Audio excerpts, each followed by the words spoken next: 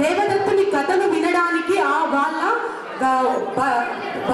పాట పట్టభద్రులైన పాఠ్యాంశంగా మారి విద్యార్థుల గురువుల బంధు నాకు పాటే ఊరటయింది. కష్టమొచ్చి అడవిలో చెట్ల మొదట్లో కూర్చొని కుమిలిపోయి ప్రకృతమ్మ మడిలో పాటలు నేర్చుకున్నాను. తన జీవితంలో ఓరుగల్లు జిల్లాలో పుట్టి ఒక నిరుపేద కుటుంబంలో జన్మించినటువంటి 2 చెంబుల నీళ్లతోటి తన బ్రతికంట గడిపారు. పెద్దల యొక్క పరిచయాలతో పురాణాలు నేర్చుకొని చదివి అందించారు. అలాంటి చలనచిత్రాల్లో అందించిన పాటలలో నంది పురస్కారాన్ని అందుకున్నారు. ఎవరు పాటకు రాళ్లబండి కవిత 1000 పద్యాలు రాసినా గానీ నువ్వు రాసిన ఒక పద్యానికి ఉన్న విలువ అందశ్రీ గారిని మెచ్చుకున్నారంట. అలాగే మైసూరులో గణపతి సజ్జగా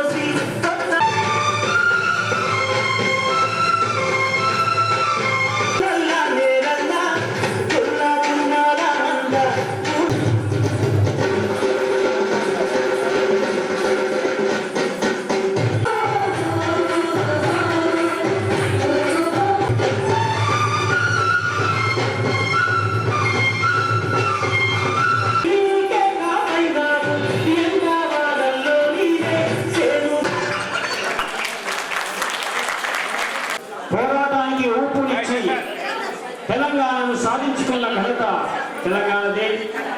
అందులో ఉద్యోగుల పాత దేశాన్ని భవిష్యత్తు మార్చడానికి ముందుకు వెళుతూ మన పెన్షన్ మనం మరొకసారి మన జీవితాన్ని మనము ఒకసారి జ్ఞాపకం చేసుకుంటూ రాష్ట్రాన్ని దేశాన్ని కూడా మన ముందు దేవలత గారు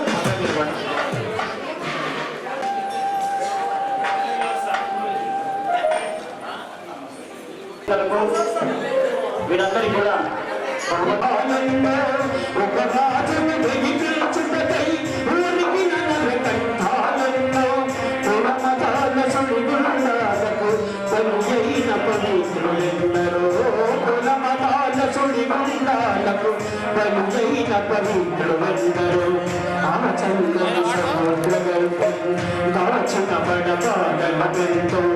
ఆనందని ఆకాశంలో ఆనరాని భాస్కరులెందరో ఆచందని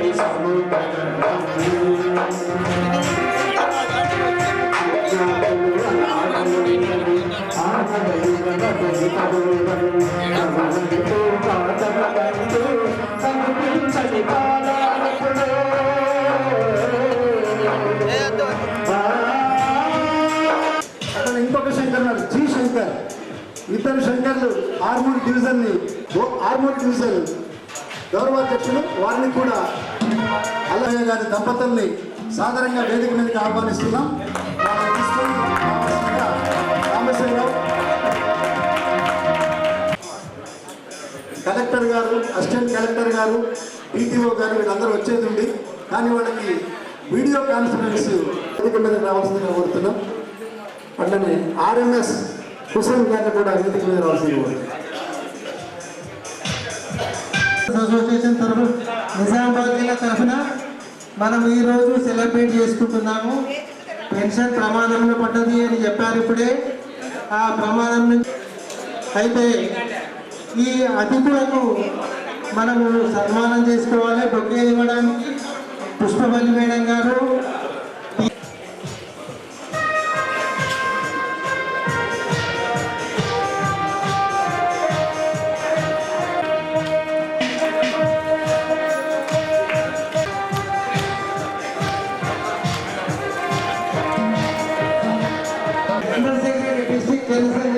హెడ్ మాస్టర్స్ గా పనిచేసి రిటైర్ అయ్యారు.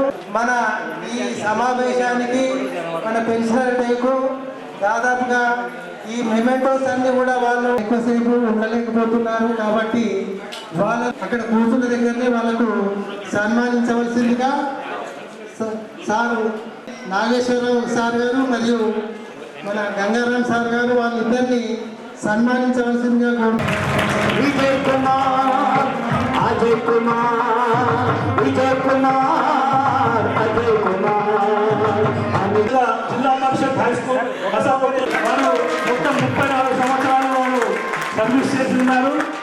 అలాగే వారి శ్రీమతి గారు శ్రీమతి కొమ్మిని రాజేశ్వరి గారు 1961 నుండి 2001 వరకు 40 సంవత్సరాలు ఉద్యోగం చేసి వారు కూడా ప్యానల్ లెక్చర్గా జిల్లా పరిషత్ హై స్కూల్ ఆర్మూర్ నుండి ఉద్యోగ నిర్వహణ చేసి ఉన్నారు. వారికి ఉత్తమ ఉపాధ్యాయులుగా అవార్డు కూడా రావడం జరిగింది. ఈ దంపతులు సార్ 30 వారికంటే 4 సంవత్సరాలు ఎక్కువ సర్వీస్ చేసి ఎందరో పిల్లలను మార్గదర్శకంగా ఎందరో పిల్లలు ఉన్నత విద్యావంతులు తీర్చిదిద్దారు. వ్యాలిడేషన్ ఆఫ్ యాక్ట్ అనేది తీసుకొచ్చారు పార్లమెంట్ లోపల. మన ఫైనాన్స్ బిల్లో భాగంగా ఆ చట్టాన్ని తీసుకురావడం జరిగింది.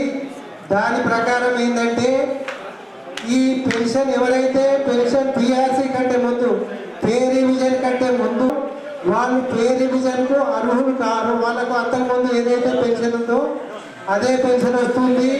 తర్వాత డిఏలు మనకు 6 నెలలకు ఒకసారి పెరిగినటువంటి డిఏలు కూడా వర్తించకుండా పోతాయి. ఇట్లాంటి ప్రమాదకరమైనటువంటి చట్టాన్ని తీసుకురావడానికి మనకు పార్లమెంట్ లోపల చట్టం చేశారు. ఇది ప్రస్తుతానికి కేంద్ర ప్రభుత్వ ఉద్యోగులకు దాన్ని ప్రయోగించినప్పటికీ కూడా మునుముందు స్టేట్ గవర్నమెంట్ ఎంప్లాయీస్ కూడా తీసుకురాలేరని మనం గ్యారెంటీ ఇవ్వలేము. ఎందుకంటే ఎన్పిఎస్ అదేవిధంగా చేశారు. New pensions contributory pension scheme first central గవర్నమెంట్కి తీసుకొచ్చారు. అదేవిధంగా మళ్ళీ స్టేట్ గవర్నమెంట్ కూడా మనకి ఇంప్లిమెంట్ చేసి ఇప్పుడు 2004 తర్వాత ఎవరైతే అపాయింట్ అయ్యారో వాళ్ళందరికీ కూడా సిపిఎస్ పెన్షనే వాళ్ళు తీసుకోవడం జరుగుతుంది. దానికే ఎలిజిబుల్ అవుతున్నారు. అయితే ఈ పెన్షనర్స్ డే యొక్క ప్రాముఖ్యాన్ని గురించి ఒక 2 నిమిషాలు చెప్తాను.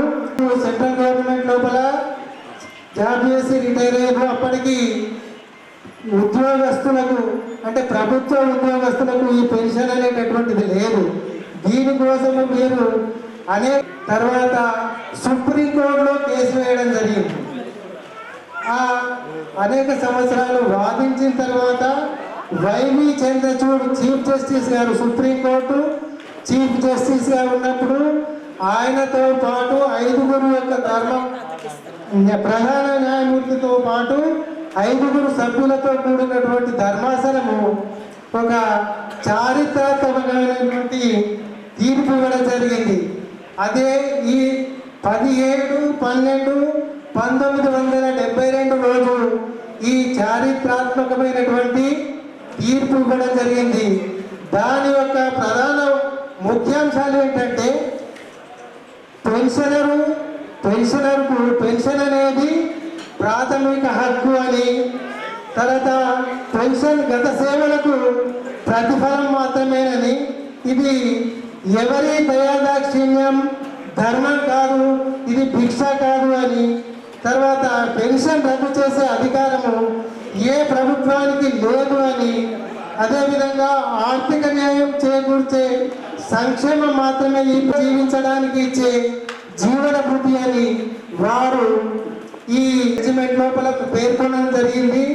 దీన్ని మనకు ఎవరు కూడా తీసేసేటటువంటి ఏ ప్రభుత్వానికి కూడా హక్కు లేదు. దీని గురించి ఇంకా వివరంగా మన రాష్ట్ర నాయకులు చెప్తారు. అదేవిధంగా ముఖ్యంగా చెప్పొచ్చేది ఏంటంటే 2024 తర్వాత ఎవరైతే రిటైర్ అయ్యారో రాష్ట్ర ప్రభుత్వ ఉద్యోగులు వారికి సంబంధించినటువంటి పదవి విరమణ ప్రయోజనాలు ఈ గవర్నమెంట్ ఇంతవరకు ఇవ్వడం లేదు. వారికి ఒక పెన్షన్ మాత్రమే వస్తుంది. జీపీఎఫ్ కానీ, గ్రూప్ ఇన్సూరెన్స్ కానీ, గ్రాట్యుటీ కానీ, ఎంగేజ్మెంట్ కానీ ఇట్లాంటి మొదలైనటువంటి ఏ రకమైనటువంటి పెన్షనరీ బెనిఫిట్స్ ఇవ్వడం లేదు. వీటిని మనము అంటే గవర్నమెంట్ వీటిని వెంటనే విడుదల చేయాలని మన సంఘం తరఫున డిమాండ్ చేస్తూ ఉన్నాము. అదేవిధంగా marketing, library, sports and youth development department లోపల పనిచేసి రిటైర్ అయినటువంటి రాష్ట్ర ప్రభుత్వ ఉద్యోగులు వారికి రాష్ట్ర ప్రభుత్వ ఉద్యోగుల్లాగా ప్రతి నెల జీతాన్ని అందుకోలేకపోతున్నారు. వారికి వచ్చినటువంటి గ్రాంటర్ మూలంగా 4-5 నెలలకు ఒకసారి వారికి పెన్షన్ రావడం జరుగుతుంది. ఇది చాలా అన్యాయమైనటువంటి విషయము. వారికి కూడా 010 నుండి పెన్షన్ ఇవ్వాలని మనం డిమాండ్ చేస్తూ ఉన్నాం మన సంఘం తరఫున. అదేవిధంగా ఈ నగదు రహిత వైద్యాన్ని అందించాలని డిమాండ్ చేస్తూ ఉన్నాము. ఇదే విధంగా అనేకమైనటువంటి మన పెన్షనర్స్ కోరికలు చాలా ఉన్నాయి, వాళ్ళ యొక్క డిమాండ్స్ బాగా ఉన్నాయి. వాటిని అన్నింటినీ మనము తర్వాత మన నాయకులు వివరిస్తారు. ఇప్పుడు మొట్టమొదటిగా మన చీఫ్ గెస్ట్ అయినటువంటి ఏవి నాగేశ్వరరావు గారు మనకు హైదరాబాద్ నుంచి వారు నేషనల్ లీడరు మనకు ఈ సమావేశాన్ని ఉద్దేశించి విపులంగా మాట్లాడాల్సిందిగా వారిని విజ్ఞప్తి చేస్తాము. గౌరవనీయులు పెద్దలు హనుమంతులు గారు, అలాగే వెల్నెస్ సెంటర్ నోడల్ ఆఫీసర్ గారు గంగారాం గారు వచ్చారు పెద్దలు, అలాగే వేదిక మీద ఉన్నటువంటి సంఘ నాయకులు, ఈ కార్యక్రమ నిర్వాహకులు, ఈరోజు ఎంతో ఉత్సాహంతో ఈ సభలో పాల్గొనడానికి విచ్చేసినటువంటి విశ్రాంత ఉద్యోగులు, శ్రేయోభిలాషులు అందరికీ కేంద్ర ప్రభుత్వ ఉద్యోగుల మరియు కార్మికుల సమాఖ్య తెలంగాణ మరియు ఆంధ్రప్రదేశ్ శాఖల తరఫున గౌరవాభివందనాలు తెలియజేసుకుంటూ ఈ కార్యక్రమానికి ముందు తమ ఆటపాటలతో అలరించినటువంటి చిన్నారులు భవిష్యత్తులో మరింత అభివృద్ధి చెంది వారు దేశంలోనే ఒక స్థాయిలో పేరు ప్రఖ్యాతులు సంపాదించుకుని భారత పౌరులుగా రూపుదిద్దుకోవాలని వారికి కూడా నా ఆశీర్వచనాలు తెలియజేస్తూ చిట్టితల్లులు చాలా చక్కగా నృత్యం చేశారు. విద్యార్థులు తమకున్నటువంటి టాలెంట్తో మనల్ని అందరినీ కూడా అలరించారు. ఈ కార్యక్రమాలు కళ అనేది మన జీవితాల్లో ఒక అంతర్భాగం కావాలి. పూర్వకాలంలో అలాగే ఉండేది.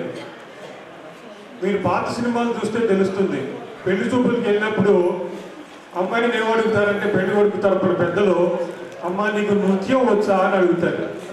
వీణ వాయిస్తావా, పాట పాడగలవా, ఈ ప్రశ్నలు ఉండేవి. కానీ ఈ రోజుల్లో ఆ ప్రశ్నలు అదృశ్యమైపోయినాయి. అమ్మాయి సాఫ్ట్వేర్ ఇంజనీరా, జీతం ఎంత, ఏం పని చేస్తుంది, ఈ వ్యాపారాత్మకమైనటువంటి ప్రశ్నలు తప్పితే ఒక ఆనందమైనటువంటి జీవితాన్ని గడపడానికి అవసరమయ్యే వాతావరణం మాయమైపోయింది. అందుకే అందశ్రీ గారి పాట చాలా చక్కగా పాడారు, మాయమైపోతున్నదమ్మా మనిషి అని. అటువంటి మానవత్వం మనిషి మాయమైపోతున్నటువంటి తరుణంలో పిల్లలందరికీ ఏదో ఒక రంగంలో ఇలా లలిత కళలను కనుక మనం అలవాటు చేస్తే ఆ మాయమైపోయిన మనిషిని మళ్ళీ మనం తిరిగి పట్టుకురావచ్చు. అందరం కూడా సంపదతో సంబంధం లేకుండా ప్రశాంతమైనటువంటి ఆనందమైనటువంటి జీవితాన్ని గడపడానికి కళలు ఉపయోగపడతాయనే విషయాన్ని మనం మర్చిపోకూడదు. అలాగే భావితరాలు వాళ్ళు కూడా దాన్ని పాటించాలి. ఇవాళ విశ్రాంత ఉద్యోగులు పెన్షన్ ప్రొటెక్షన్ డే అని ఈ సభను మనం జరుపుకుంటున్నాం. విశ్రాంత ఉద్యోగులు అని మనకి పేరైతే పెట్టారు. నిజంగా అంత విశ్రాంతిగా మనం జీవితాన్ని గడుపుతున్నావా? విశ్రాంత ఉద్యోగులు అంటే అర్థమైంది, విశ్రాంతిగా జీవితం గడపాలి అంటే ప్రశాంతంగా జీవితం గడపాలి. ఎన్నో ఏళ్ళు బాధలు పడి ఈ సంసారం అనే సాగరాన్ని ఈదుతూ ఒడ్డుకు చేరుకున్న తర్వాత కూడా ప్రశాంతమైన జీవితం లేకుండా గిలగిల్లాడిపోతూ బ్రతికితే వారిని విశ్రాంత ఉద్యోగులు అని మనం అనలేము. కానీ అటువంటి వాతావరణాన్ని సృష్టించిన వాళ్ళని తప్ప ఈ విశ్రాంత ఉద్యోగులకు తప్ప అని మనం ప్రశ్నించుకోవాలి. మనం ఏమడుగుతున్నాం? మనం చంద్రుడిని తీసుకొచ్చి మనకి ఇమ్మని మనం అడగట్లేదు. అయ్యా మేము ఒక 30-35 సంవత్సరాలు పనిచేసాము, ఈ దేశాన్ని ఎంతో కొంత ముందుకు తీసుకువెళ్ళడానికి మూల స్తంభాలలాగా ఉపయోగపడ్డాము. వయసు అయిపోయింది, శక్తియుక్తులు తగ్గిపోతున్నాయి, ఇంకా మిగిలిన కాలం ప్రశాంతంగా బ్రతకడానికి అవసరమైనటువంటి కొంత పెన్షన్ ఇమ్మని అడుగుతున్నాం. ఇదే కదా చిన్న కోరిక. మనకి స్వాతంత్రం వచ్చిన దగ్గర నుంచి దాదాపు 1990, 92, 93 వరకు మీరు ఒక పీరియడ్ని తీసుకుంటే కొంతవరకు ప్రశాంతంగానే గడిచింది జీవితం. ఆ తర్వాత ఒక మార్పు, ఈ మార్పు మన దేశంలోనే కాదు ప్రపంచవ్యాప్తంగా చాలా దేశాల్లో ఈ మార్పు చోటు చేసుకుంటుంది. దానికి మనం కారణాలు అన్వేషించవు. మన ప్రాబ్లం ఏంటంటే మనకి పెన్షన్ ఎందుకు సరిగ్గా అందడం లేదు, అసలు పెన్షన్లో ఇన్ని రకాల పెన్షన్లు ఎందుకు, మినిమం పెన్షన్ అంటారు. ఇక్కడ మీకు ఒక చిన్న సమాచారం, మొత్తం 82 లక్షల మంది పెన్షనర్స్ ఈపీఎఫ్ స్కీమ్లో ఉంటే అందులో 43,000కి మాత్రమే 6,000 ఆ ప్రాంతంలో పెన్షన్ వస్తారు. 6,000, 6,200. మిగిలిన 81,53,000 మంది, 57,000 మందికి 1,000 రూపాయల నుంచి 2,500, 3,000 రూపాయలు పెన్షన్ వస్తుంది. వాళ్ళు మన జీవితాలు ఎలా గడపాలనేది అందరం ఆలోచించాలి. అలాగే అసంఘటిత రంగంలో ఉన్నటువంటి కార్మికులు 60-65 సంవత్సరాలు వయసు వచ్చేదాకా తమ రక్తాన్ని చెమటగా మార్చి ఈ దేశం యొక్క ఆర్థికాభివృద్ధికి పాటుపడుతున్నటువంటి కార్మిక వర్గం అది. వాళ్ళకి సరైనటువంటి పెన్షన్ లేదు. కొన్ని ఏదో ప్రభుత్వ ఉద్యోగాల్లో చేరితే 50% ఆఫ్ ది బేసిక్ వచ్చేది కదా అని ఆశతో చేరితే 1/1/2004 నుండి కేంద్రంలోను, 1/9/2004 నుండి కంబైన్డ్ ఆంధ్రప్రదేశ్లోను ఒక స్కీమ్ పెట్టేశారు, న్యూ పెన్షన్ స్కీమ్ అని. దాంట్లో సర్వీసును బట్టి మీరు ఇచ్చే కాంట్రిబ్యూట్ చేసే మొత్తాన్ని బట్టి ఒక పెన్షన్ అనేది బేసిక్తో సమానం అంటే కానే కాదు. 50% ఆఫ్ ది బేసిక్లో మీకు ఎంత పెన్షన్ వస్తుందో దాంట్లో సగం లేకపోతే 30% మాత్రమే ఈ న్యూ పెన్షన్ స్కీమ్లో మీకు ఒక యాన్యుటీగా పెన్షన్ అనే పదాన్ని అదృశ్యం చేస్తున్నారు మెల్లిమెల్లిగా. ఎందుకు మాయం చేస్తున్నారు పెన్షన్ అనే పదాన్ని అంటే దానికి చాలా పెద్ద చరిత్ర ఉంది. అదందరూ మీరు నిజంగా ఎవరైతే అంటారో వాళ్ళందరినీ కూడా రోడ్డు మీదకి తీసుకొచ్చి ఆ ప్రశ్నకు జవాబు చెప్పు అని అడగాలి మనం. పెన్షన్ అనేది ఈనాటిది కాదు. చాలా మందికి చరిత్రలోకి పోరు, ఎందుకంటే టీవీ సీరియల్స్ ఎక్కువైపోయినాయి మన జీవితంలో. అందుకని చరిత్ర పుస్తకాలు మనం చదవం, చరిత్ర తెలుసుకో. అందుకే మనం ఎక్కడి నుంచి బయలుదేరాం, ఇవాళ ఎక్కడున్నాం, ముందు ఎక్కడికి పోబోతున్నాం, ఈ ప్రశ్నలకు జవాబు కావాలంటే చరిత్ర తెలుసుకోవాలి. చరిత్ర తెలియని వాళ్ళు ఏమవుతారు, చరిత్రహీనులు అవుతారు. అంటే అజ్ఞానులు, కళ్ళుండి కూడా చూడలేని వాళ్ళు అయిపోతాం. మనకి 3వ శతాబ్దం అంటే ఒక 1700 శుక్రనిధి సారా అని ఒక ఫండ్ ఉండేది. అంటే శుక్రనిధి అంటారు. ఆ శుక్రనిధి రాజులు ఎందుకు పెట్టారంటే, నా దగ్గర యవ్వన ప్రారంభ దశ నుండి వృద్ధులయ్యే వరకు కూడా అమితమైనటువంటి రాజభక్తితో, మనకు ఒకటి ఉంది, నీ ఉప్పు తినేంత చూడండి, అమితమైనటువంటి రాజభక్తితో నిజాయితీతో సర్వీస్ చేసినటువంటి నా దగ్గర పనిచేసిన వాళ్ళు తిండికి లేక అనుమతించకూడదు. అందుకని చెప్పి పెన్షన్ అనే పదం లేకపోయినా వాళ్ళకి కావాల్సినటువంటి మొత్తాన్ని అందజేయాలని చెప్పి రాజుల కాలంలోనే నిర్ణయించారు. ఇది 1700 సంవత్సరాల క్రితం జరిగింది. పెళ్లిగా 1950లో ప్రభుత్వం ఒక ఆప్షన్ ఇచ్చింది, మీకు బేసిక్లో 33 పెన్షన్ కావాలా, కాంట్రిబ్యూటరీ ప్రావిడెంట్ ఫండ్లో మీరు ఉంటారా. అయితే చాలామంది దాదాపు నాకు నెలకి కొంత మొత్తం 1/3 ఆఫ్ మై బేసిక్ ఏదో పెన్షన్గా ఇస్తే బ్రతుకుతాం. ఎక్కువ జ్ఞానవంతులు బుద్ధిజీవులు అయినటువంటి మన పెద్దవాళ్ళు పెన్షన్ ఆప్ట్ చేశారు. అప్పటి నుంచి దాన్ని మనం అనేక పోరాటాల ద్వారా, అది న్యాయ పోరాటం కావచ్చు, సంఘం ద్వారా జరిగినటువంటి పోరాటం కావచ్చు, 50% ఆఫ్ ది బేసిక్ సాధించుకున్నాం. దాని మీద డిఏ కూడా తీసుకుంటున్నాం. అది కేంద్ర రాష్ట్ర ప్రభుత్వ ఉద్యోగులకి ఆ అవకాశం లభించింది. ఇంకొక పక్క పెన్షన్ లేనటువంటి కార్మికులు, అది ప్రభుత్వ రంగమైనా ప్రైవేట్ రంగమైనా పెన్షన్ లో 1.67% తీసి ఒక నిధిని ఏర్పాటు చేసి వీళ్ళకి పెన్షన్ ఇవ్వాలి అని ఒక నిర్ణయం తీసుకోవడం జరిగింది. తర్వాత ఫ్యామిలీ పెన్షన్ కూడా వాళ్ళకి ఒక అధికారుల ద్వారా యాక్ట్లో పెట్టారు. అయితే ఆ పెన్షన్ చాలా తక్కువ. ఈపీఎఫ్లో 20 రూపాయలు, 30 రూపాయలు, 100 రూపాయలు కూడా ఉన్న సమయంలో చాలా పెద్ద పోరాటం చేసి మన్మోహన్ సింగ్ గారికి చెప్పాం, మినిమం 3000 ఇవ్వాలండి. నేను ఎప్పుడు 2002 ఆ ప్రాంతంలో. ఆయన కూడా పెంచుతాను అని మాట ఇచ్చాడే కానీ 3000కు పెంచకుండా 1000 రూపాయలు మాత్రమే చేసి వెళ్ళిపోయాడు. ఆ తర్వాత నుండి ఈ రోజు వరకు రివిజన్ లేదు. ఆ 1000 రూపాయలని మనం ఏం అడుగుతున్నాం, కేంద్ర ప్రభుత్వం తన ఉద్యోగులకి 9000 మినిమం పెన్షన్ అని చెప్పి డిసైడ్ చేసింది. 18,000 ఉద్యోగికి మినిమం అయితే పెన్షనర్కి 9000. ఈ 9000 అయినా వాళ్ళకి ఇవ్వండి అని మనం అడుగుతున్నాం. Minimum pension ఇవ్వమంటున్నాం.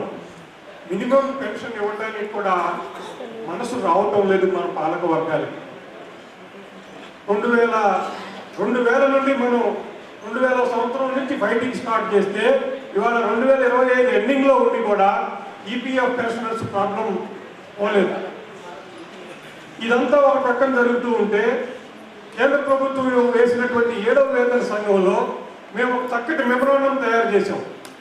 అసలు పెన్షన్ ఎంత ఉండాలి, 50% ఆఫ్ ది బేసిక్ కరెక్టా లేకపోతే ఇంకా ఎక్కువ రావాలా? అయితే మొత్తం ప్రభుత్వ ఉద్యోగుల జీతభత్యాలన్నీ ఒక డాక్టర్ ఐక్రాయిడ్ ఫార్ములా అనే దానితోనే వాళ్ళు లెక్క కట్టుతున్నారు. ఆ డాక్టర్ ఐక్రాయిడ్ ఫార్ములా 1957లో ప్రభుత్వం నియమించినటువంటి కమిటీ అది. డాక్టర్ ఐక్రాయిడ్ అయిన న్యూట్రిషియన్ ఎక్స్పర్ట్. ఆయన ఇంకా కొంతమందిని కమిటీలో తీసుకుని మినిమం శాలరీ ఎంత ఉండాలి లెక్క కట్టాడు. 2400 క్యాలరీస్ తింటే కుర్చీలో కూర్చొని పనిచేసేవాడికి సరిపోతుంది. తట్టా పుట్టా అయితే కూలి పని చేసుకునేవాడికి 2700 క్యాలరీస్ కావాలి. కాబట్టి ప్రభుత్వ ఉద్యోగులందరికీ 2400 క్యాలరీస్కి సరిపడా జీతం, వేసుకునే బట్టలు, తర్వాత సామాజిక కార్యక్రమాలు, వీటిలన్నింటినీ లెక్క కట్టి ఒక ఫార్ములా ప్రభుత్వానికి ఇచ్చాడు. ఇది ప్రభుత్వం ఒప్పుకుంది, కార్మిక సంఘాలు ఒప్పుకున్నాయి, యాజమాన్యాలు ఒప్పుకున్నాయి, కానీ అమలు కాలేదు. ఇది మన భారతదేశ ప్రజాస్వామ్యంలో ఉన్నటువంటి వైరుధ్యం ఏమిటంటే అక్కడ ఉన్న 3 పార్టీలు ఒప్పుకున్న తర్వాత కూడా ప్రభుత్వం చేతులు ఎత్తేసింది. ఇంత జీతం ఇవ్వడానికి నా దగ్గర డబ్బులు లేవని. కానీ 1990 నుంచి డబ్బా పట్టుకోవడం మొదలుపెట్టారు. ఎందుకు? మేము ప్రవేశపెట్టిన ఆర్థిక విధానాల వల్ల మన దేశం ర్యాకెట్ వేగంతో పైకి వెళ్ళిపోతుంది, మనం బ్రహ్మాండంగా ఆర్థికంగా అభివృద్ధి చెందుతున్నాం అని డబ్బా కొట్టుకుంటూ డబ్బులు లేవు అని చెప్పడానికి సిగ్గుపడింది ప్రభుత్వం. అందుకని డాక్టర్ ఐక్రాయిడ్ ఫార్ములా మేము ఇంప్లిమెంట్ చేస్తామని చెప్పి కొద్దిగా ముందుకు వచ్చారు. పూర్తిగా ఇంప్లిమెంట్ చేయలేదు, పాక్షికంగా ఇంప్లిమెంట్ చేశారు. దాంట్లో ప్రధానమైనటువంటి అంశం ఏమిటంటే 3 యూనిట్లకి జీతం ఇస్తారు. అంటే వైఫ్, హస్బెండ్, 2 పిల్లలు. సపోజ్ హస్బెండ్ ఎంప్లాయీ అనుకోండి, వైఫ్ని 0.8గా తీసుకున్నారు, 2 పిల్లల్ని 0.6 తీసుకుంటే 3 యూనిట్లు అయినాయి. ఈ 3 యూనిట్లకి సరిపడా ఆహార పదార్థాలు, వేసుకునే బట్టలు అన్నిటికి లెక్క కడితే ఆ మినిమం వేజెస్ అనేవి వస్తాయి. ఈ మధ్యలో కోర్టులో ఒక జడ్జిమెంట్ వచ్చింది. కేవలం ఆహార పదార్థాలు ఇవే కాదు, వాళ్ళు భారతదేశ ప్రజానీకంలో అంతర్భాగం. మీరు బయట వ్యాపారస్తుడు తన పిల్లడికి బర్త్డే చేసుకుంటే ఉద్యోగస్తులు ఎందుకు చేసుకోకూడదు? ఈ సామాజిక కార్యక్రమాలన్నీ వాళ్ళకి ఉంటాయి, వీళ్ళకి ఉంటాయి. అందుకని మినిమం శాలరీకి ఇంకొక 25% కలిపి మీరు మినిమం వేజ్ డిసైడ్ చేయండి. ఇది కోర్టు జడ్జిమెంట్. ఆ ఫార్ములా ఇంతవరకు ఇంప్లిమెంట్ కాలేదండి. ఇవాళ మన దేశం ఏ పరిస్థితిలో ఉంది? ప్రపంచంలో 4వ పెద్ద ఆర్థిక వ్యవస్థ. America, China, Germany, India, Japan. So మనది 4, జపాన్ 5. మనం 4వ స్థానానికి వెళ్ళిన తర్వాత కూడా నువ్వు సరైనటువంటి జీతభత్యాలు ఎంప్లాయీస్కి ఎందుకు ఇవ్వలేకపోతున్నావు? ఇది ప్రాబ్లం. పెన్షన్స్ పే చేయడానికి ఎందుకు వెనకాడుతున్నావు? అసలు పెన్షన్ అనే పదం లేకుండా పే అవుట్ ఒక కొత్త పదం కనిపెట్టారు. ఇప్పుడు కొత్తగా యూపీఎస్ అనే స్కీమ్ పెట్టారు. ఎన్పిఎస్లో ఉన్న వాళ్ళందరూ యూపీఎస్కి షిఫ్ట్ కావచ్చు అని చెప్పి ఆ యూపీఎస్లో పెన్షన్ అనే పదం తీసేశారు. పే అవుట్ అంటే మీరు రిటైర్ అయిపోయిన తర్వాత మీకు ఇచ్చేదంతా కూడా పే అవుటే. It is not pension. ఎందుకని పెన్షన్ అనడం లేదు? పెన్షన్ అనే పదానికి ఇప్పటికే విస్తృతమైనటువంటి నిర్వచనం ఉంది. అది సుప్రీంకోర్టు ఇచ్చిన నిర్వచనం కావచ్చు. అనేక పే కమిషన్స్లో పెన్షన్ గురించి పెద్ద చర్చ జరిగి పారాగ్రాఫ్లు రాశారు అసలు పెన్షన్ అంటే ఏమిటి అని. సుప్రీంకోర్టు జడ్జిమెంట్లో అయితే pension is a deferred wage అన్నారు. డిఫర్డ్ వేజ్ అంటే ఏంటి? మీ జీతభత్యాలు నిర్ణయించే సమయంలో మీకు భవిష్యత్తులో పెన్షన్ ఇవ్వాల్సిన పరిస్థితి ఉంది కాబట్టి కొంత మొత్తాన్ని పెన్షన్ అలవెన్స్ కింద దాచిపెట్టు, వాళ్ళకి ఇవ్వద్దు. సో తక్కువ జీతం ఇచ్చి మీకు పెన్షన్ ఇవ్వాలి కాబట్టి ఆ మొత్తాన్ని ప్రభుత్వం గుప్తంగా ఉంచింది. అది ఒక ఫండ్ రూపంలో పెట్టుంటే మనకి తెలిసేది ఎన్ని లక్షల కోట్లు ఆ ఫండ్లో ఉండేవి. అది అలా కాకుండా ప్రభుత్వం ఆ కొంత మొత్తాన్ని గుప్త రూపంలో ఉంచింది. ఇది మీకు ఫ్యూచర్లో పెన్షన్ రూపంలో ఇవ్వాలి. ఈ విషయం చాలా మందికి తెలియదు. అందుకే పెన్షన్ భారం అయిపోయింది. కొంతమంది పెద్ద మనుషులు బయలుదేరారు ఇప్పుడు సోషల్ మీడియాలో చాలా చోట్ల. వాళ్ళు బాగా చదువుకుని అందమైనటువంటి భాష మాట్లాడగలిగినటువంటి మేధావులు పెన్షన్ ఇస్తే భావితరాలకు అన్యాయం చేసినట్టు అవుతుందని చెప్తున్నాడు ఒక పెద్ద మనిషి. పెన్షన్ ఇస్తే దేశ ఆర్థిక వ్యవస్థ మునిగిపోతుందని చెప్తున్నాడు ఇంకొక పెద్ద మనిషి. అది ఎట్లాగో నాకు అర్థం కాలేదు. భావితరాలు ఎందుకు మునిగిపోతాయో నాకు అర్థం కాలేదు. ప్రాక్టికల్గా నేను చూసింది ఏమిటంటే ఒక రైల్వే పెన్షనర్ వాళ్ళ అమ్మాయి పెళ్లి జరిగిన తర్వాత ప్రైవేట్ రంగంలో పనిచేసే అల్లుడు చనిపోయాడు. ఏవి ఎక్కువ బెనిఫిట్స్ రాలేదు.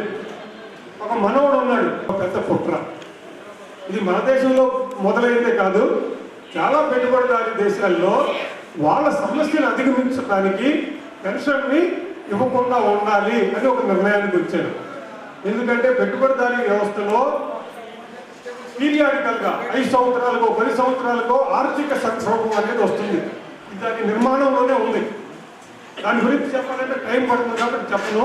ఈ ఆర్థిక సంక్షోభం వచ్చినప్పుడు ఈ ప్రైవేట్ ఇండస్ట్రీ ఓనర్లందరూ ప్రభుత్వం దగ్గరికి వెళ్ళి మీరు మమ్మల్ని ఆదుకోవాలి అని ఒత్తిడి చేస్తారు. వాళ్ళకి డబ్బులు ప్రభుత్వం ప్యాకేజెస్ రూపంలో ఇస్తుంది. దాంట్లో బెయిల్అవుట్ ప్యాకేజెస్ అంటాం. 2008లో 20 లక్షల కోట్ల రూపాయలు బెయిల్అవుట్ ప్యాకేజ్. ఇలా ప్రజల సొమ్ముని నష్టాల బారిన పడిన ప్రైవేటు పరిశ్రమలను ఆదుకోవడానికి ప్రభుత్వం నిధులు సమకూరుస్తూ ఉంది.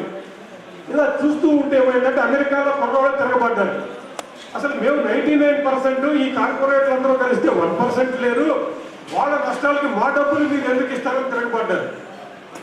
కాబట్టి ప్రభుత్వం ఏం చేసింది, ఈ విధంగా అయితే ప్రజలు తిరగబడతారు, డబ్బులు ఏదో ఒక రూపంలో ప్రైవేటు వాళ్ళకి పుష్కలంగా తీసుకువెళ్ళి ఇవ్వాలి. అది ఎలా?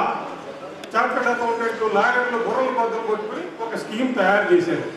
అదే ఏంటంటే ఈ కాంట్రిబ్యూటరీ పెన్షన్ స్కీమ్. ఈ కాంట్రిబ్యూటరీ పెన్షన్ స్కీమ్లో మీ జీతం నుంచి 10% కట్ చేసుకుంటారు.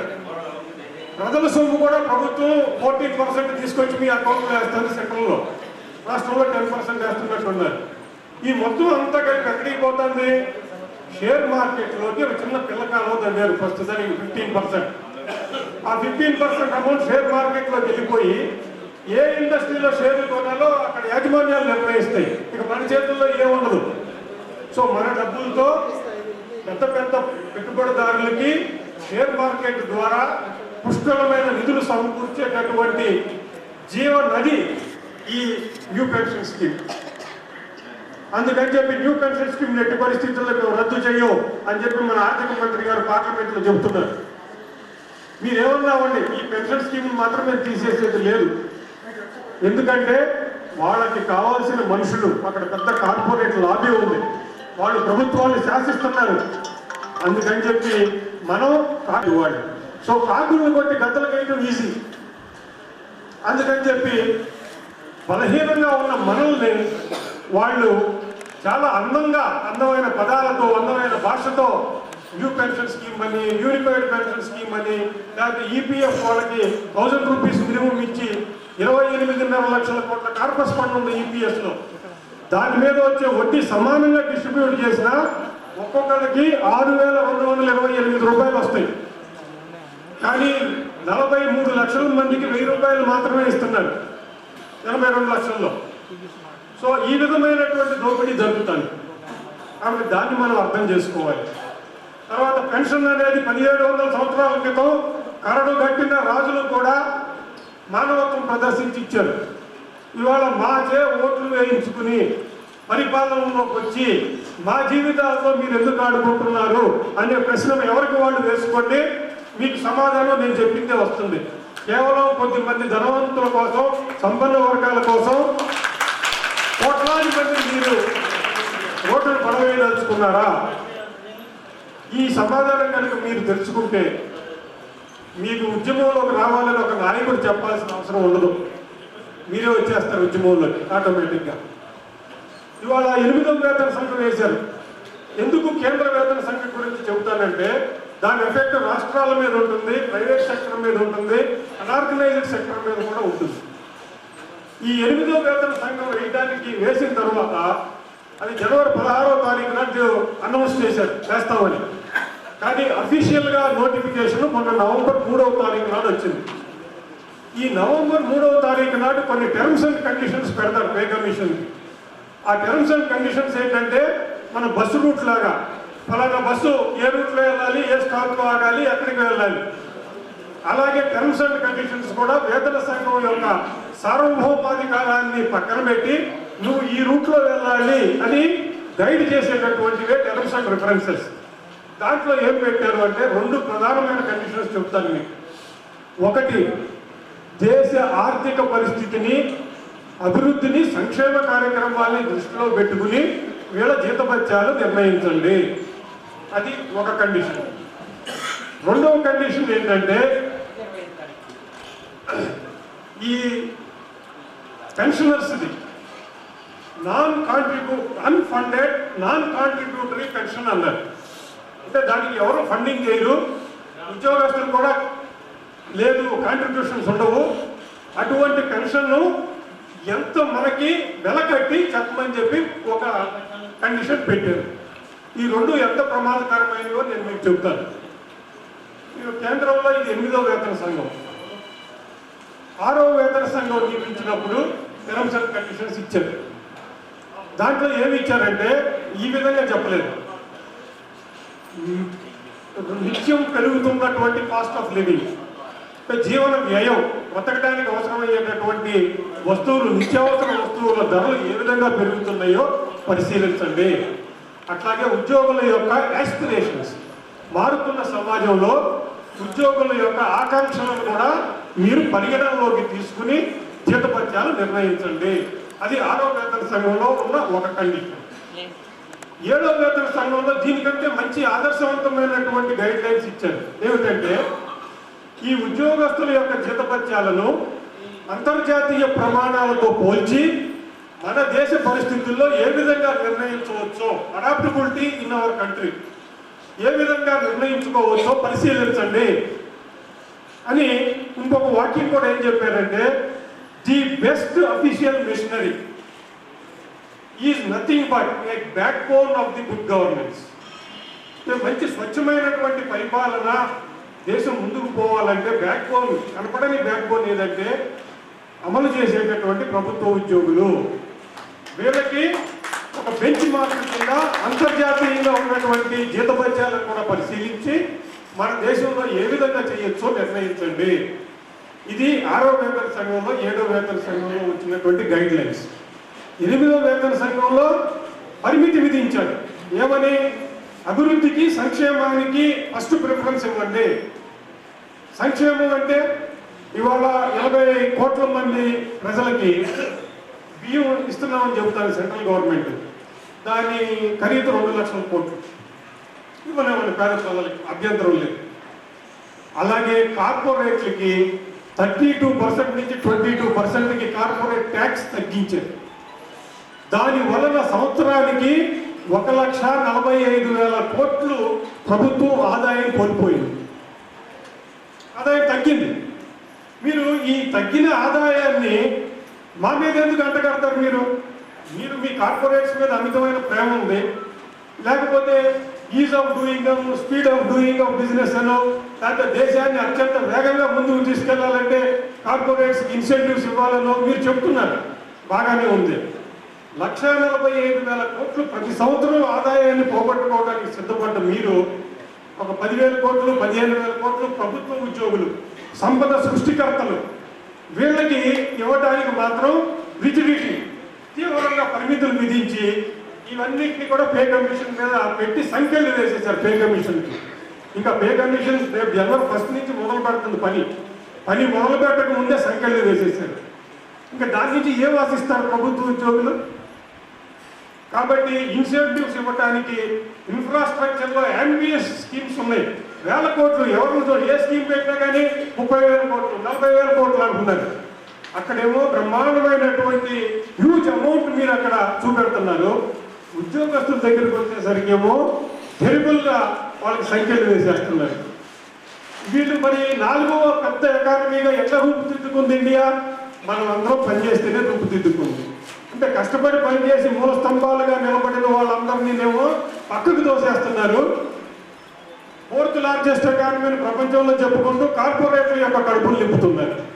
ఇది ఎక్కడ న్యాయం అని చెప్పి నేను ప్రశ్నిస్తున్నాను. ఇందాక మన పిల్లలందరూ చక్కటి పాటలు పాడారు, డాన్సులు చేశారు. ఈ కళలు పరిడవిల్లాలన్నా కళలు ఎప్పుడు పరిడవిల్లుతాయి?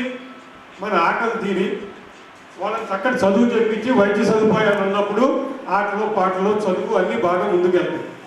ఆకలితో మలమల్లాడే కడుపులతో వాళ్ళు ఏం చదువుకుంటారు? వాళ్ళని మనం ఏమి డ్యాన్సులు చేయమని అడగలం వాళ్ళని? ఇవన్నీ తీరాలంటే ఆర్థిక తారతమ్యాలు తగ్గాలి. ఇవాళ రిచ్ అండ్ పూర్ మధ్యలో గ్యాప్ పెరిగిపోతుంది. ఒక సర్వేలో దాదాపు ఒక నార్మల్ ధనవంతుడు, శతకోటీశ్వరుడు కూడా కాదు, చాలా మంది ధనవంతులు తమ కుటుంబాన్ని తీసుకువెళ్ళి వీకెండ్లో ఒక హోటల్లో భోజనం చేసిన ఖర్చు వాళ్ళ ఇంటి దగ్గర ఉన్న వాచ్మెన్ జీతంతో సమానం. ఇది సర్వే. నిన్న ఇంకొక పోస్టింగ్ చూశాను నేను. ఈ బ్లింకిట్ అని ఒకటి, స్విగ్గీ, జొమాటో లాంటి ఆర్గనైజేషన్ ఉంది. ఆ బ్లింకిట్లో పనిచేసేటటువంటి ఒక ఉద్యోగి 28 డెలివరీలు ఇచ్చాడు పాపం. 15 గంటల టైం కంటిన్యూస్గా, అంటే 15 గంటలు పనిచేసాడు 24 గంటల్లో. 15 గంటలు పనిచేస్తే ఆయనకు వచ్చినటువంటి ఆదాయం 763 రూపాయలు. 15 గంటలు అంటే దాదాపు 2 వర్కింగ్ డేస్. 8 గంటలు వేసుకున్నా కానీ 16 గంటలు కదా, ఎంత పడింది ఆయనకి? 400 పడలేదు. దానికి రెక్కలు ముక్కలు చేసుకుని పొల్యూషన్లో స్కూటర్ మీద గీమని పరిగెత్తుని మళ్ళాంటి వాళ్ళు కూడా ఇబ్బంది పెడుతుంటారు, యాక్సిడెంట్లు అవుతున్నాయి. సో ఇది ఈ దేశంలో ఉన్న పరిస్థితి. సో ఇవన్నీ ఎందుకు చెబుతున్నారంటే కేవలం పెన్షనర్స్ తమ యొక్క పెన్షన్ గురించే కాదు, సో తమ చుట్టూ అల్లుకుంటున్నటువంటి ఒక ప్రమాదకరమైనటువంటి వాతావరణం గురించి కూడా ఆలోచించాలి. ఇప్పుడు వ్యాలిడేషన్ యాక్ట్ అనేది ఒకటి వచ్చింది. ఏమిటి వ్యాలిడేషన్ యాక్ట్? జరిగింది ఏమిటంటే, ఇది కూడా ప్రభుత్వంలో చేసినటువంటి తప్పులే. సీనియర్ పెన్షనర్స్కి తక్కువ పెన్షను, ఆ తర్వాత రిటైర్ అయిన జూనియర్స్కి వాళ్ళకంటే తక్కువ స్కేల్లో రిటైర్ అయినటువంటి వాళ్ళకి కూడా ఎక్కువ పెన్షన్ రావడం అనేది అది మనం చేసిన తప్పు కాదు, పే కమిషన్స్ చేసే ఒక శాస్త్రీయమైనటువంటి తప్పు. అశాస్త్రీయంగా పే కమిషన్ డిసైడ్ చేస్తే ఇట్లాగే జరుగుతుంది. S28, 29 అని 2 స్కేల్స్ ఉన్నాయి ఆరో వేతన సంఘంలో. S30 అనేది దానికంటే పెద్ద స్కేల్. అంటే ఇవి దాదాపు డీజీపీ ర్యాంక్ స్కేల్స్. ఇవన్నీ డైరెక్టర్ జనరల్స్, డైరెక్టర్స్ పోస్ట్లో ఉన్న స్కేల్ అది. వాళ్ళు 6వ వేతన సంఘంలో రిటైర్ అయ్యి 5వ వేతన సంఘంలో రిటైర్ అయ్యారు. తర్వాత 6వ వేతన సంఘంలో రిటైర్ అయినటువంటి S28, S29 ఉద్యోగులకి మెరుగైనటువంటి పెన్షన్ వస్తుంది వాళ్ళకంటే. ఇప్పుడు ఆ పెద్ద ఆఫీసర్లందరూ మళ్ళాగా బలహీనులు కాదు కదా, వాళ్ళందరూ ఒక ఫోరం పెట్టుకున్నారు. S30 స్కేల్ ఎంప్లాయీస్ ఫోరం అని పెట్టుకున్నారు, ఆఫీసర్స్ ఫోరం అని. అట్లాగే ఐపీఎస్ ఆఫీసర్స్ కూడా అన్యాయంగా భావించి ఐపీఎస్ ఆఫీసర్స్ ఫోరం అనేది ఇంకోటి పెట్టుకున్నారు. వాళ్ళు కోర్టులో కేసు వేశారు, ఫ్యాక్ట్లో 2012లో. అది జడ్జిమెంట్స్ వచ్చి హైకోర్టుకు వెళ్ళింది, ఢిల్లీ హైకోర్టు. ఢిల్లీ హైకోర్టు ఏం చెప్పిందంటే, వీళ్ళకి జరిగింది అన్యాయం, వాళ్ళ పెన్షన్తో సమానంగా వీళ్ళకు కూడా పెన్షన్ ఇచ్చి 2012 నుంచి ఎరియర్స్ పే చేయమన్నారు. ఇప్పుడు ఆ ఎరియర్స్ ఇవ్వాలంటే ప్రభుత్వానికి ఇష్టం లేదు, అది కొన్ని వేల కోట్లు అవుతుంది. తప్పేమన్నది? 2012 నుంచి డిలే చేశారు 14 సంవత్సరాలు, 13 సంవత్సరాలు. దాన్ని ఎగ్గొట్టడానికి ఏం చేశారంటే, ప్రభుత్వానికి పెన్షనర్స్ని విడగొట్టే అధికారం ఉంది, ముందు లేదు. అదే supreme court judgement D S Nakara versus Union of India 1982 December 17వ తారీఖున వచ్చిన జడ్జిమెంట్ ఏమిటంటే, జస్టిస్ వైవి చంద్రచూడ్ గారు ఈ పెన్షన్ గురించి సమగ్రమైనటువంటి పరిశీలన చేశాడు. ఆ పరిశీలన ఏంటి? పెన్షనర్స్ ఎక్కడున్నా దే ఆర్ హోమోజీనియస్ అన్నాడు. అంటే వాడు ఒకటే క్లాస్, పెన్షనర్స్ని మీరు విడగొట్టడానికి వీలు లేదు. ఆయన 1970లో రిటైర్ అయ్యాడా, 1980లో రిటైర్ అయ్యాడా, ఒక పే కమిషన్లో రిటైర్ అయిన వాడికి ఇంకొక పే కమిషన్లో రిటైర్ అయిన వాడికి తేడా, వీడికి ఇచ్చిన ట్రీట్మెంట్ వాడికి ఇవ్వకుండా ఇట్లా మీరు డివైడ్ చేయలేరు. It is against article 14 of the constitution.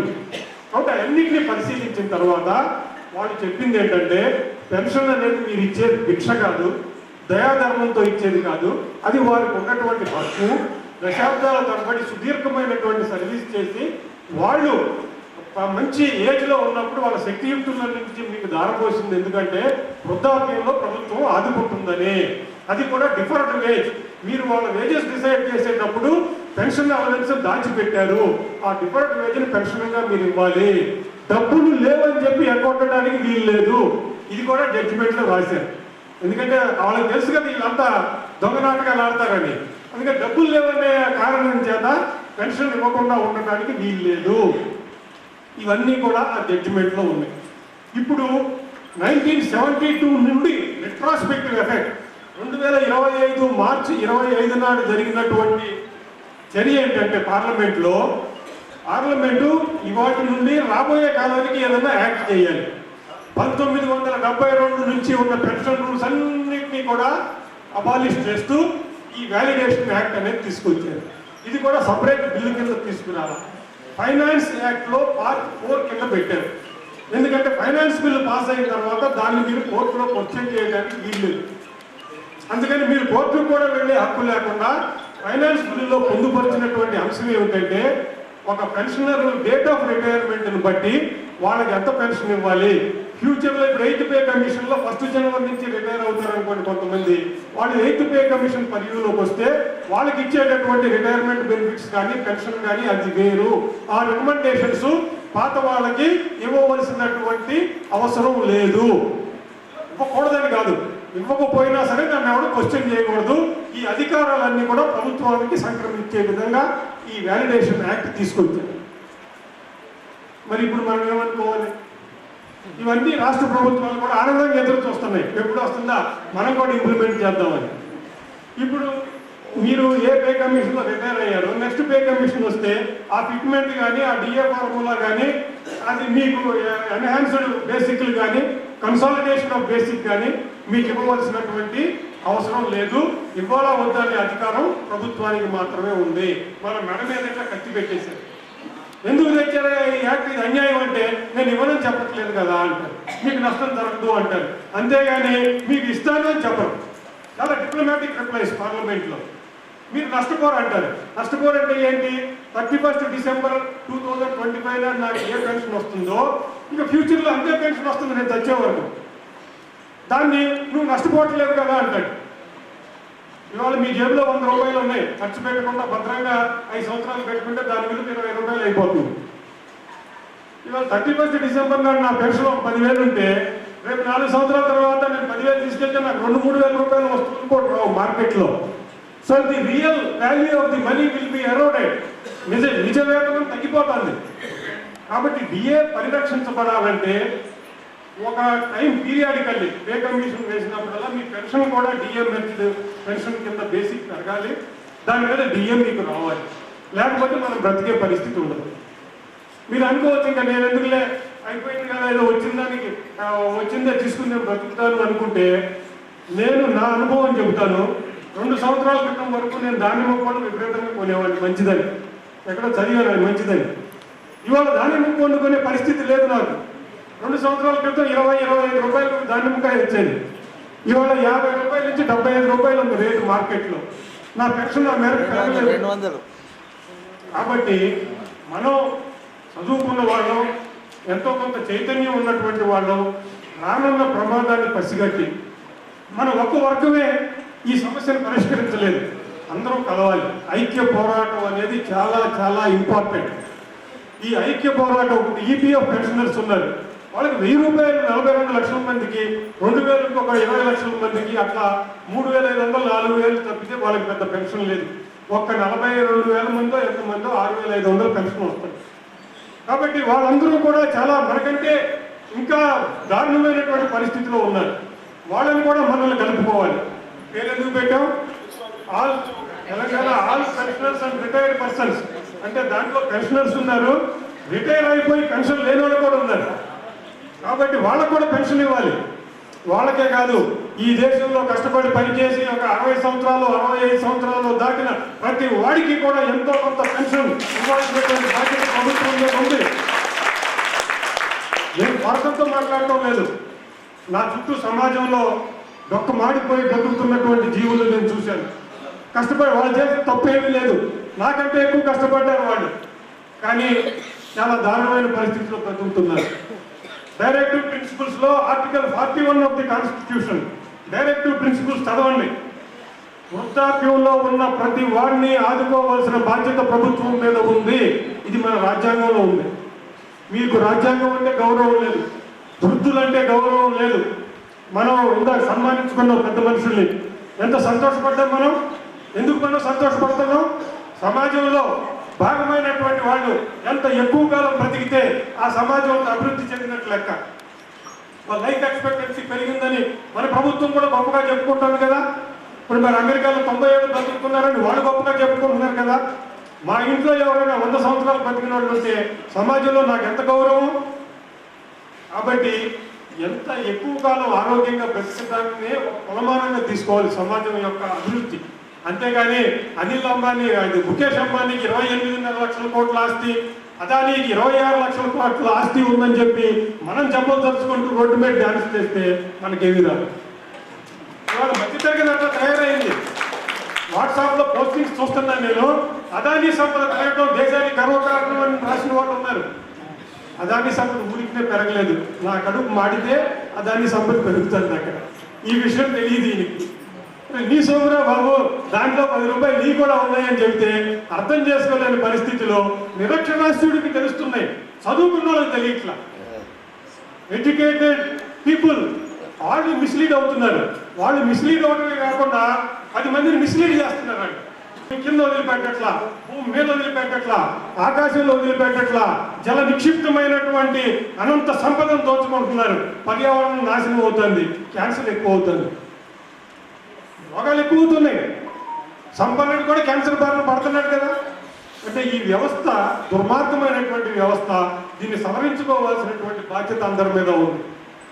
ఈ విషయాన్ని కూడా పెన్షనర్స్ అందరూ అర్థం చేసుకుని, ఎందుకంటే ఒక పెన్షనర్ అర్థం చేసుకుంటే 10 మంది మిగిలిన వాళ్ళు సమాజంలోకి అర్థమయ్యేటట్టు చెబుతారు. ఆ శక్తి ఉంది పెన్షనర్స్కి. చాలా మంది అనుకుంటారు మేము యాజిటేషన్ చేయలేము, రోడ్డు మీదకి రాలేము. మీరు శక్తి భౌతికంగా మీ శక్తియుక్తులు తగ్గి ఉండొచ్చు వయసుతో పాటు, కానీ మానసికంగా మీరెంతో బలవంతులు, జ్ఞానపరంగా మీరెంతో జ్ఞానాన్ని సముపార్జించినటువంటి మేధావులు. మీరు తలుచుకుంటే సమాజంలో మార్పు వస్తుంది. కానీ మనం మాట్లాడలేదు, టీవీ సీరియల్స్ చూస్తున్నాం, ఎక్కువ ఉన్నది అందరం. కాదు ఇక్కడ వచ్చిన వాళ్ళకి నేనేమన్నాం, మీరు చైతన్యంతో వచ్చారు, కానీ మిమ్మల్ని అంటలేదు నేను. కాబట్టి మన చైతన్యం పెరగకుండా మన కోరికలు తీరవు. ఐక్య పోరాటాలను బిల్డప్ చేసుకోకుండా మనం ఏమీ చేయలేము. ఇంకా పే కమిషన్స్ భవిష్యత్తులో ఎలా ఉండబోతాయి అనేది కూడా మనం తెలుసుకోవాలి. ఎందుకంటే చాలామందికి ఎంత జీతం వస్తే న్యాయం, ఎంత జీతం రాకపోతే అన్యాయం అనేది తెలియదు. అక్కడ పే కమిషన్లు కూడా దాదాపు చాలామంది మేధావులు అనబడే నాయకులు కూడా అక్కడికి వెళ్ళి బార్గెయిన్ చేస్తా వీళ్ళు 100 రూపాయలు అడుగుతారు, వాడు 10 రూపాయలు ఇస్తానంటాడు. ఆ 10 రూపాయలు అన్యాయం సార్ అంటారు. అయితే 20 చేసుకో అంటాడు వాడు. 20 కూడా తక్కువ సార్ అంటాడు. 30 చేసుకో అంటాడు. డన్. రావాల్సిందంతా 100. కాబట్టి ఈ 30 ఎక్కువ తక్కువ తెలుసుకోవాల్సిన బాధ్యత ఉద్యోగుల మీద ఉంది కదా.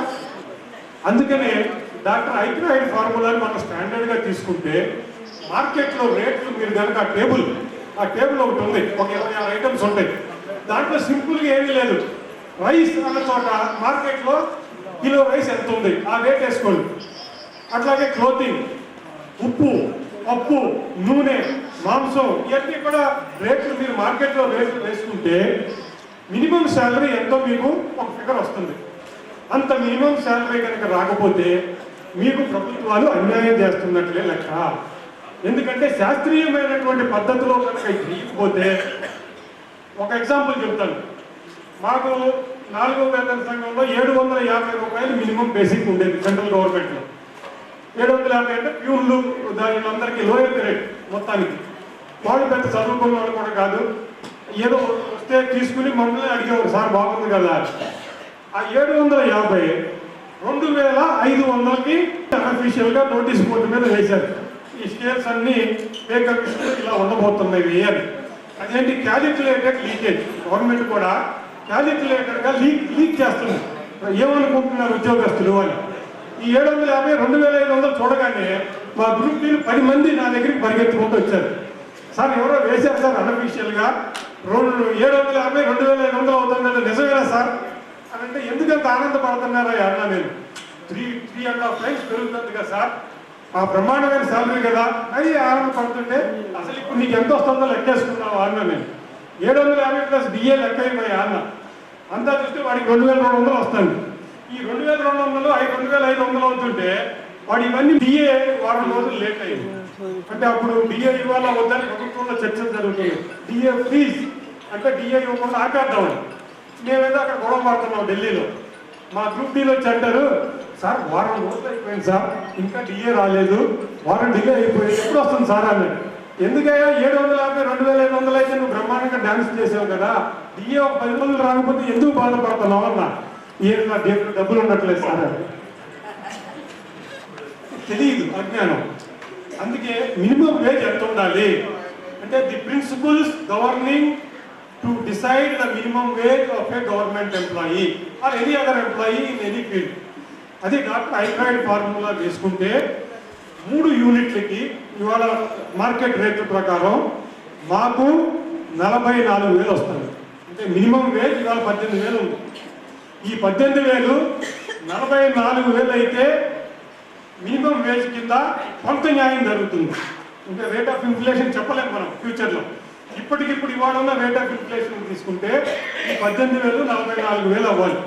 అలాగే రాష్ట్ర ప్రభుత్వంలో కూడా 19,000 ఉన్నట్టుంది కదా. కూడా సరిపోని పరిస్థితి ఏంటంటే 22లో ఒక చట్టం తీసుకొచ్చారు సెంట్రల్లో కేంద్ర ప్రభుత్వం. ఏమిటి ఆ చట్టం? ఫ్యామిలీ అంటే 3 యూనిట్లు కాదు నాయన, ఫ్యామిలీ అంటే 5 యూనిట్లు. తల్లిదండ్రులను చూడాల్సిన బాధ్యత కూడా ఉద్యోగస్తుల మీద ఉంది. చాలా సంతోషం. వాటికి మీరు గుర్తెరిగారు. తెలియకపోయినా మేము మా తల్లిదండ్రులు బాగా చూసుకుంటున్నాం.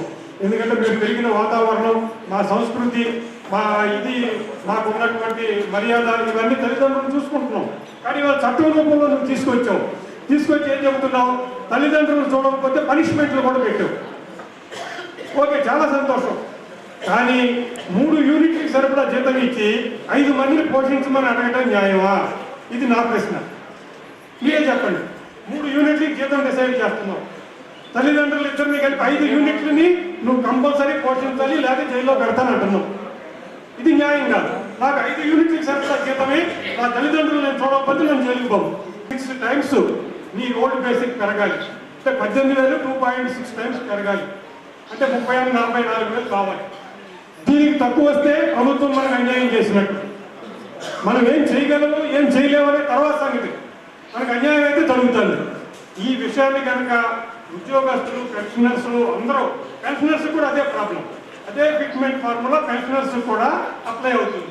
మీ పెన్షన్ 30,000 ఉంటే మీ పెన్షన్ బేసిక్కే 90,000 అవ్వాలి. డిఏ మెర్జ్ అయిపోతుంది, అది వేరే సంగతి. అప్పుడు మీకే 15,000 ఎంతో బెనిఫిట్ అవుతుంది. 15,000 అంటే 2-3 సంవత్సరాలు. రిటైర్ అయితే 2-3 నెలల్లో కూడా డబ్బులు ఇవ్వని పరిస్థితి. ఇది ఎక్కడ అభివృద్ధి జరుగుతున్నాం మనం? ఇది అభివృద్ధి అంటారా దీన్ని? ఒకసారి ఆలోచించండి మీరు అందరూ. ఇంకొక వర్గం తయారైంది సొసైటీలో. జీతభత్యాలకి, పెన్షన్లకి అంతా మీరే తినేస్తే పేద ప్రజలు ఎవడు ఆదుకుంటాడు అని.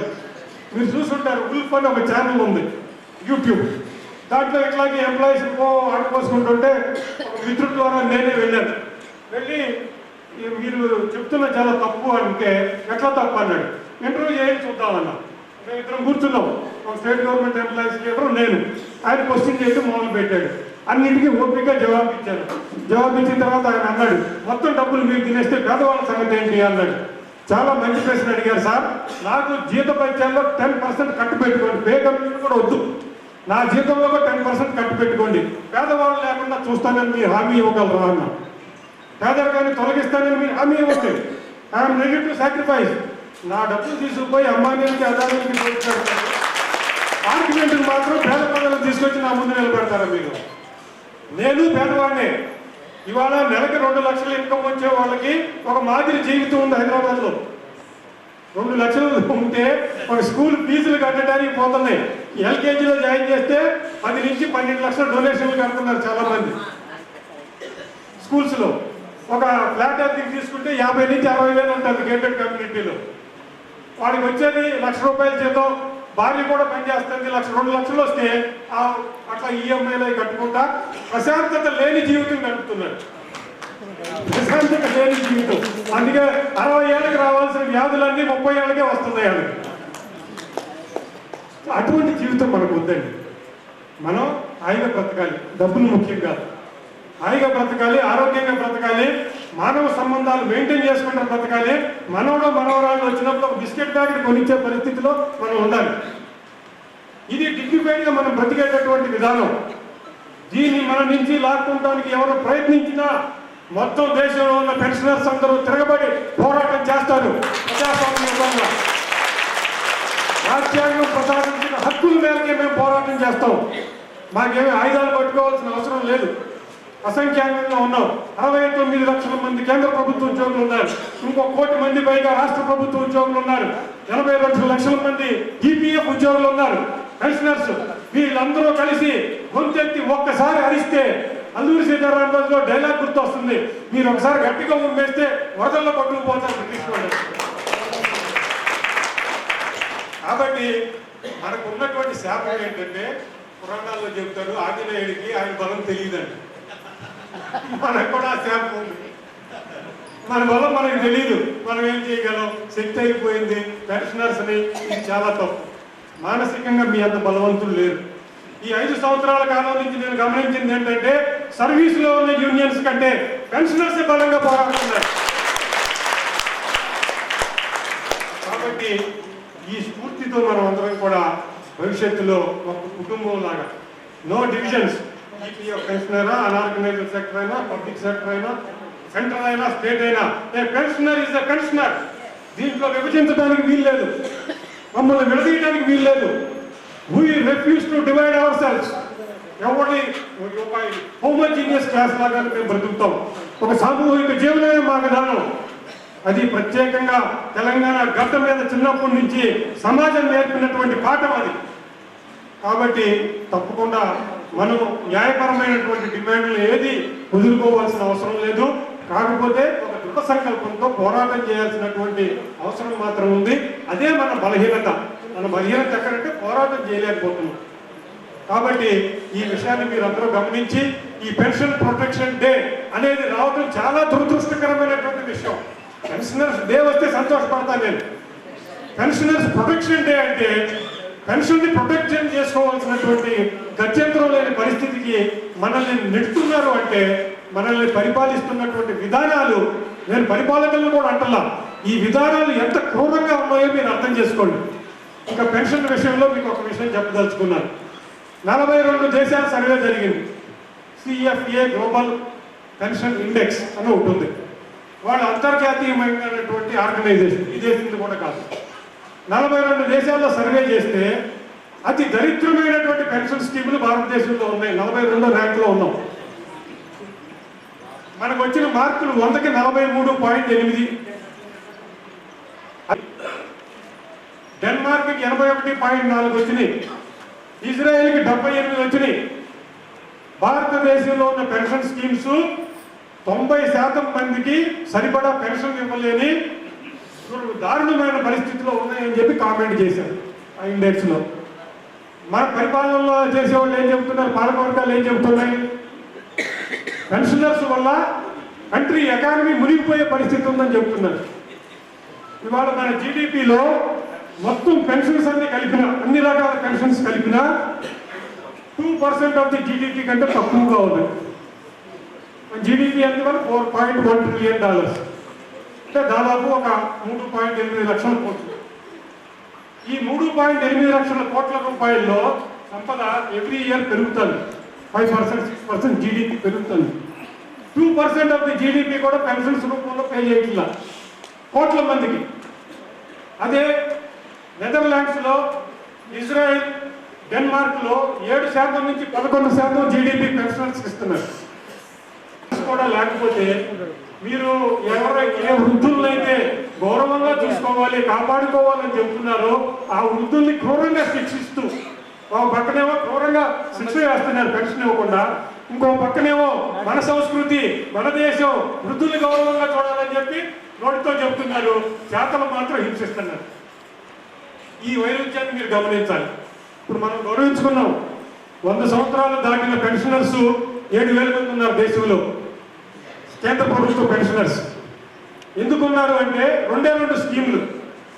ఒకటి 50% ఆఫ్ ది బేసిక్ పెన్షన్గా ఉండటం, దాని మీద డిఏ ఇవ్వటం.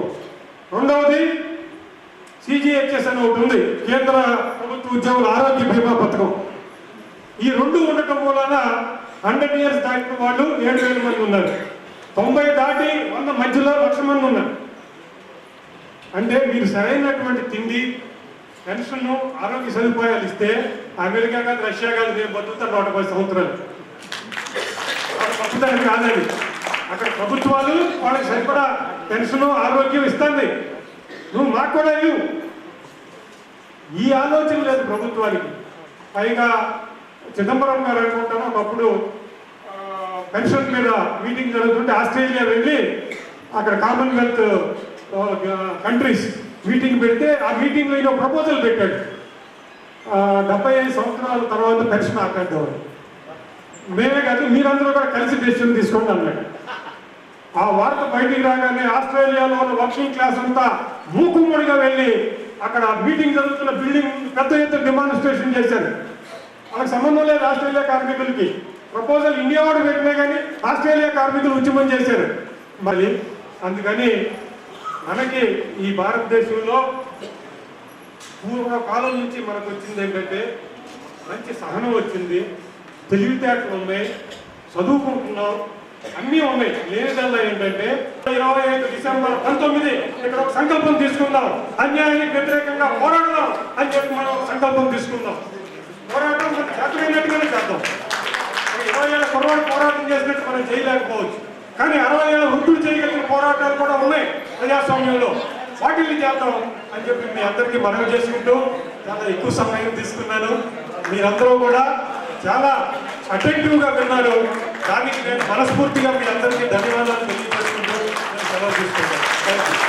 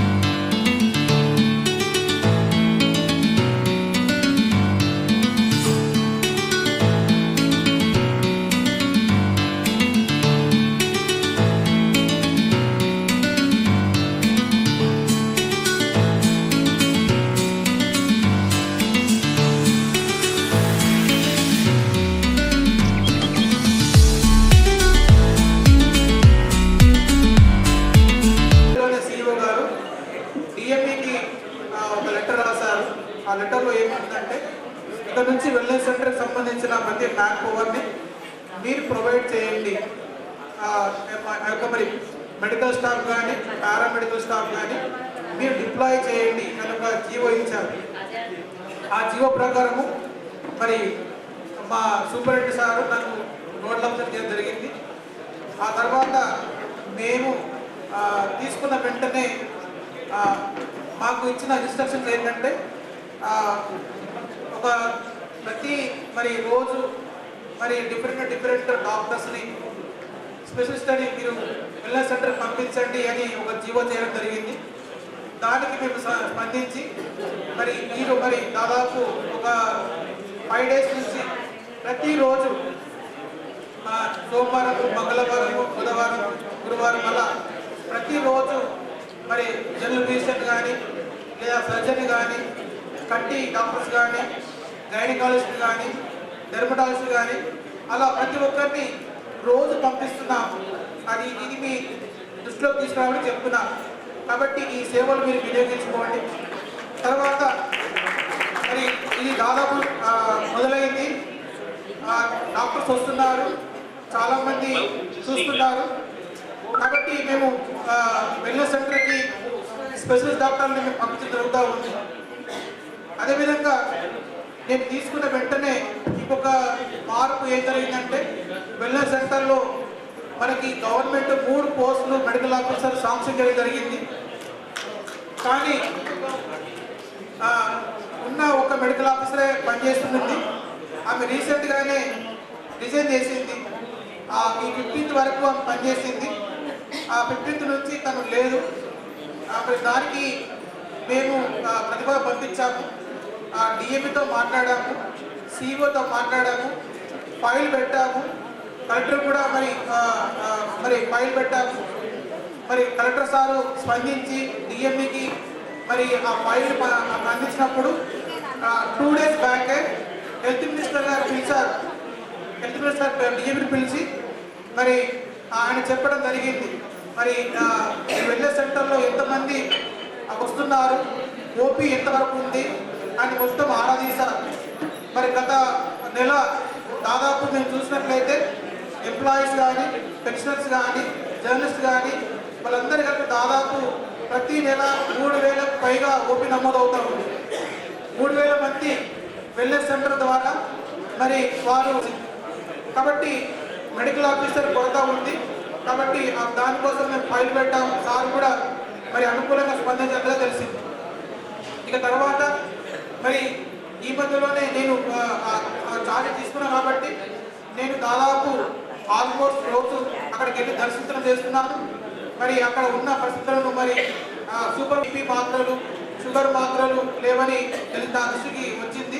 దానికి కూడా మేము మరి ఫైల్ పెట్టాం. మరి అది మూవ్ అవుతుందని ఆశిస్తూ ఉన్నాం. మరి అదేవిధంగా అక్కడ వెల్నెస్ సెంటర్లో కూడా నేను చూశాను, మరి చాలా కంజెస్టెడ్గా ఉంది. డాక్టర్స్ కూడా కూర్చోడానికి, మరి ఎగ్జామిన్ చేయడానికి, మరి మీరు వచ్చినప్పుడు మీకు కూడా సరైన వస్తువులు లేవని చూసి మరి టీఎంఎస్ఐ డీసీకి కూడా ఒక లెటర్ రాసాము. వీలైతే మాకు కొంచెం దీన్ని ఎక్స్టెన్షన్ చేయడము, లేదంటే కన్స్ట్రక్షన్ చేయడము, పార్టీషన్ చేయడము మాకు కొంచెం సహకరించమని వాళ్ళకి చెప్పడం జరిగింది. మరి ఆ ఫైలు మరి సిఇఓ దగ్గర ఉందని సిఇఓ సార్ ఫోన్ చేసి చెప్పడం జరిగింది. ఇవన్నీ ఈ 15 రోజుల్లోనే చేయడం జరిగింది. వీటన్నిటికీ మరి ఆ పాజిటివ్ రెస్పాన్స్ వచ్చింది. ఇంకా మీకు వీలైనంత తొందరలోనే మంచి సేవలు అందించాలని ఆశపడతా ఉన్నా. మరి నేను మీకంటే పెద్దవాళ్ళు, నేను ఆరోగ్యమైన ఒక డాక్టర్ కాబట్టి కొన్ని సలహాలు మరి చెప్పాలని ఆశపడతా ఉన్నా. మీకు ఈ వయసులో కావాల్సింది ఆరోగ్యం, సంతోషం, అంతమించి మీకు ఏమి అవసరం లేదనుకుంటున్నా. అఫ్కోర్స్ పెన్షన్ కూడా అవసరమే, నేను కాదనట్లేదు. కానీ దానికంటే ముఖ్యము మీకు ఆరోగ్యము, సంతోషం. కాబట్టి సంతోషం అనేది మీ కుటుంబంలో పొందొచ్చు, సమాజంలో పొందొచ్చు, కానీ ఆరోగ్యం అయితే మా దగ్గర పొందాలి. కాబట్టి ఈ వయసులో చాలామందికి మరి బీపీలు, షుగర్లు, మరి ఏజ్ సంబంధంగా కొన్ని వ్యాధులు వస్తాయి. కాబట్టి నా యొక్క చిన్న విన్నపం ఏంటంటే మీరు క్రమం తప్పకుండా ప్రతి 6 నెలలకు ఒకసారి మరి అన్ని పరీక్షలు చేయించుకోవాల్సిందిగా మనం చేస్తూ ఉన్నాం. ఎందుకంటే బీపీ వల్ల, షుగర్ వల్ల గుండె సంబంధిత జబ్బులు, మెదడు సంబంధిత జబ్బులు, నరాల ప్రాబ్లమ్స్, కంటి జబ్బులు, మరి చర్మ సంబంధం వ్యాధులు ఇవన్నీ వస్తాయి. కాబట్టి కనీసం మీరు 6 నెలలకు ఒకసారైనా మరి డాక్టర్ని సంప్రదించండి. దానికోసమే మేము స్పెషలిస్ట్ డాక్టర్ని అందుబాటులో ఉంచాము. మీరు మరి మీ యొక్క వాట్సాప్ గ్రూప్లో కానీ మీకు తెలిసిన మరి మీ యొక్క మా యొక్క స్పెషలిస్ట్ సేవలు మరి మీరు అందుకోవాలని ఆశిస్తూ ముగిస్తున్నారు. Thank you. వారికి ఈ సభ సందర్భంగా మా నిజామాబాద్ తాప్రా తరఫున వారికి ప్రత్యేకమైనటువంటి ధన్యవాదాలు తెలియజేస్తున్నాను. ఈ మన బిల్డింగ్ ఈ ఇన్కమ్ ట్యాక్స్ సుభాష్ నగర్లో జడిపి దగ్గర ఇన్కమ్ ట్యాక్స్ ఆఫీసు ముందునే ఉంటుంది. ఎవరికైనా తెలియని వారికి దాదాపుగా మన మెంబర్స్ అందరికీ తెలుసు. ఇంకా కొత్త వారికి ఎవరికైనా తెలియకుంటే ఈ విషయం చెప్తున్నాను. వారికి ధన్యవాదాలు తెలియజేస్తున్నాము. ఇప్పుడు